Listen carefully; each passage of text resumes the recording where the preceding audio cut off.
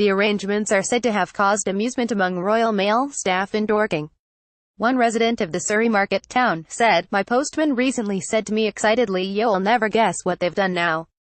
They've sent a driver down from King's Lynn to our depot to pick up one of our delivery vans so it can be used to deliver the mail to the Queen while she's at Sandringham.'"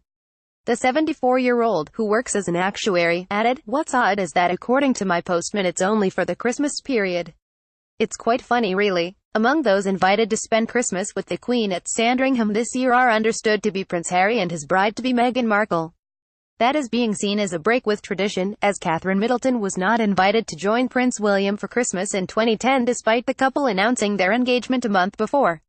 Also expected to be there are Prince Charles and the Duchess of Cornwall, Princess Anne and Vice Admiral Timothy Lawrence and Prince Edward with his wife, Sophie, the Countess of Wessex, and their children, Lady Louise and James, Viscount Severn. Christmas at Sandringham is a traditional affair, with daily visits to church and several changes of dress a day. Insiders say everything from guests' arrival time to when they eat breakfast, walk the dogs, sit down to lunch and retire to bed is strictly timetabled.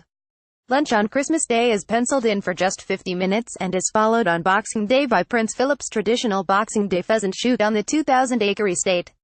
The celebrations are understood to include the exchange of cheap and cheerful gifts given on Christmas Eve and a round of charades. On Christmas Day, Prince Philip leads the family on the 330-yard walk to the 16th-century Church of St. Mary Magdalene while the Queen follows by car. For Christmas Eve lunch the men traditionally wear suits, while the women wear smart silk dresses, changing into black tie and gowns for dinner. On Christmas Day, the guests normally come down for breakfast dressed in their church outfits, usually a day dress, or a smart suit with pearls for the women.